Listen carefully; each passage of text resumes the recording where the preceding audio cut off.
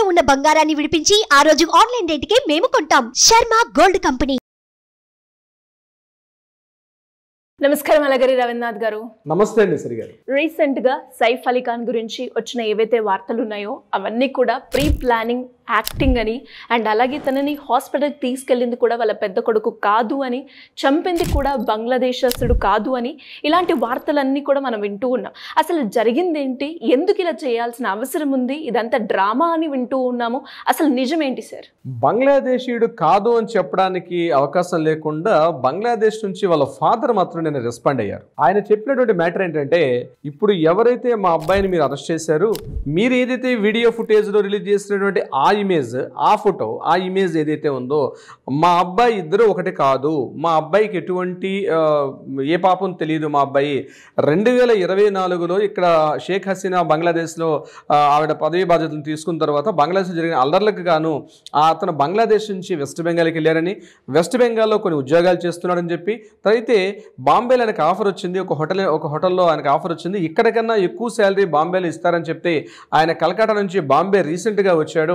మా అబ్బాయికి ఎటువంటి పాపం పుణ్యం తెలియదు, ఈ కేసుకి మా అబ్బాయి కేవలం ఒక ప్రీఫాబ్రికేటెడ్గా మా అబ్బాయిని అందులో ఇరికిస్తున్నారు తప్పించి, మా అబ్బాయి అసలు ఆ హెయిర్ కూడా అంత పెద్దగా షార్ట్గా ఇప్పుడు కట్ చేసుకోడు, మా అబ్బాయి ఇప్పుడు కూడా హెయిర్ పెద్దగా ఉంటుంది మా అబ్బాయికి, అసలు ఏదైతే పోలీసులు పట్టుకున్నటువంటి మా అబ్బాయి కానీ ఆ ఇమేజ్ అలా ఏదైతే రిలీజ్ చేస్తారో ఆ అబ్బాయికి మా పర్సన్ సంబంధం లేదు. రీసెంట్గా వాడు ఎక్కడైతే జాబ్ చేస్తున్నాడో ఆ జాబ్లో కూడా ఆయనకి ప్రత్యేకంగా ఒక రివార్డు కూడా ఇచ్చారు.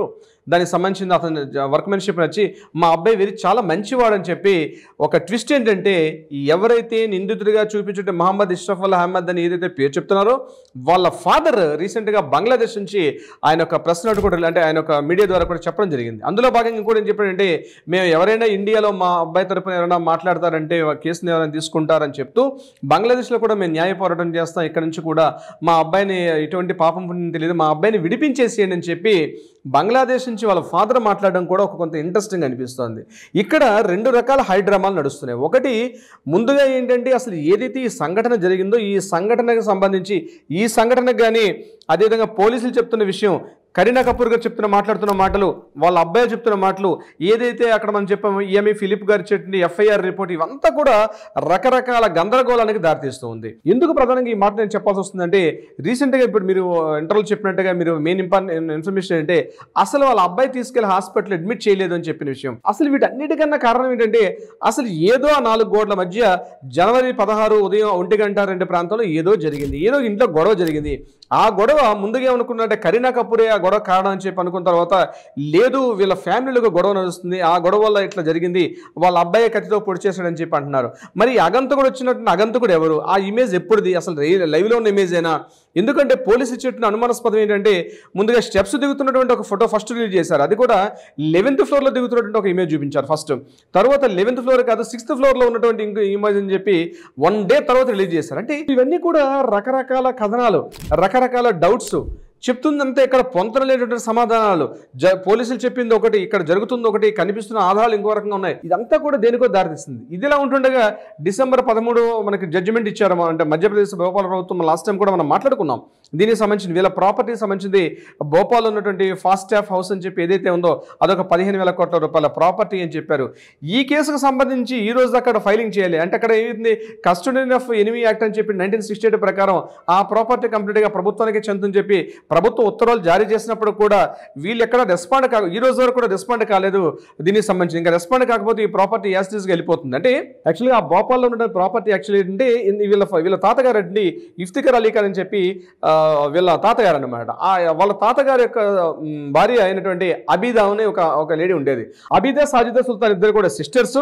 సాజిదా సుల్తాను వీళ్ళ తాతగారి తాలూకా భార్య, సాజిదా సుల్తాన్ గారి తాలూకా సిస్టరే ఈ అబీదా. అంటే ఈ ప్రాపర్టీస్ ఏదైతే ఉందో న్యాయపరంగా వంశపారంపర్యంగా అబీదాకి చెందిన ప్రాపర్టీస్ ఆవిడ ఎప్పుడైతే కాందీసీకులుగా ఆవిడ ఎప్పుడైతే వెళ్ళిపోయారో పాకిస్తాన్ వెళ్ళిపోయారు కాబట్టి ఆ ప్రాపర్టీస్ ఇండియాకి చెందాల్సినవిగా ఆల్రెడీ ఒక యాక్ట్ ఉంది కాబట్టి ఇది ప్రభుత్వం తీసుకునే అవకాశం కల్పించే అవకాశం వచ్చింది. కానీ 2019 ఏం జరిగిందంటే ఈ ప్రాపర్టీస్ వారసత్వం మాకు హక్కు ఉందని చెప్పి సైఫ్ అలీ ఖాన్ గారు వారసులుగా దీనికి వెళ్ళేటప్పుడు, లేదు ఈ ప్రాపర్టీ మీకే చెందుతుందని చెప్పి అప్పుడు 2019లో తీర్పు వచ్చింది.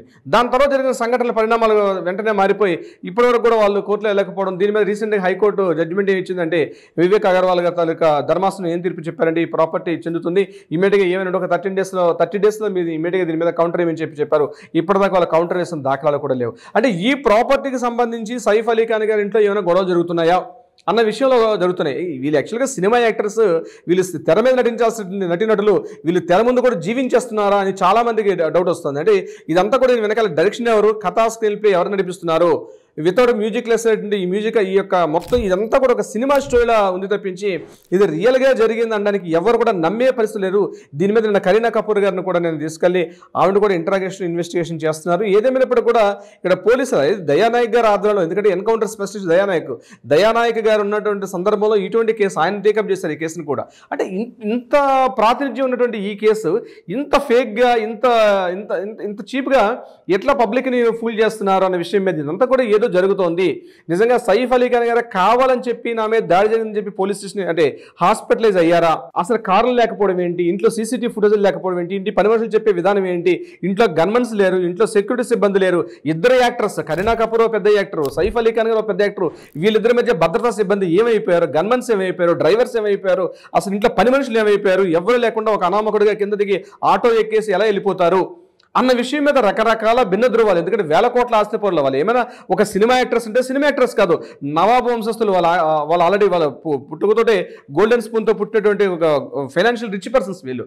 ఇట్లాంటిది బాంద్రాల లాంటి ఏరియాలో ఇటువంటి సంఘటన జరగడం అంటే రకరకాల భిన్నాభిప్రాయాలు, రకరకాల డౌట్స్ రైజ్ చేస్తున్నారు. పబ్లిక్ ఎప్పుడు కూడా అంటే పబ్లిక్ని ఫూల్స్ చేస్తున్నారండి. లిటరల్గా చెప్పండి సిరి గారు, పబ్లిక్ని ఫూల్స్ చేస్తున్నారు. ఏదో జరగకూడనటువంటి దారుణం ఏదో ఆ ఇంట్లో జరిగింది, దాన్ని పబ్లిక్ని కంప్లీట్గా మిస్గైడ్ చేసి ఒక తప్పు తప్పు మీద తప్పు చేసుకుంటూ మా దగ్గర డబ్బు ఉంది కాబట్టి మేము వ్యవస్థలను కూడా కొనేస్తాం అన్నటువంటి ఏదైనా భ్రమల్లో ఉన్నారా వీళ్ళు అన్నటువంటి కోణంలో కూడా పబ్లిక్ ఆలోచిస్తున్నారు. ఎందుకంటే ఇట్స్ నాట్ చిన్న ఇష్యూ కాదండి. ఎంత సంక్రాంతి పండగకి వెళ్ళి ఆ పండగ నుంచి ఇంకెళ్ళకు రాలేదు కానీ ఎంత పెద్ద వార్త ఒక్కసారి స్పెక్యులేషన్ అవ్వడం వల్ల కూడా రకరకాల డౌట్స్ రైజ్ చేస్తున్నారు. ఏదేమైనప్పుడు కూడా వీళ్ళు యాక్చువల్గా జరిగిన స్టోరీ వేరు, జరుగుతున్న కథనం వేరు, అక్కడ వాస్తవాలు వేరు, వార్తా కథనాలు వేరు. ఈ రకంగా రకరకాల స్పెక్యులేషన్స్తో రకరకాల అభిప్రాయాలతోటి జరుగుతున్నది ఈ యొక్క సైఫ్ అలీ ఖాన్ గారిది ఒక రియల్ లైఫ్ స్టోరీలా చూపిస్తున్నారు. పబ్లిక్ అని ఒక డైలీ సీరియల్ అయిపోయింది కంప్లీట్గా.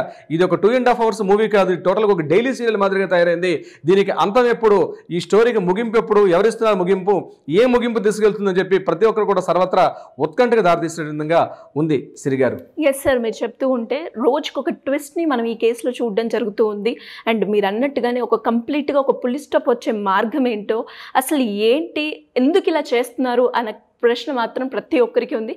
దీనికి సంబంధించిన పూర్తి వివరాలు మనం ఇచ్చే ప్రయత్నం చేద్దాం మనకు అందిన వార్తల్లో. Thank you sir, thank you so much. Thank you so much Siri గారు.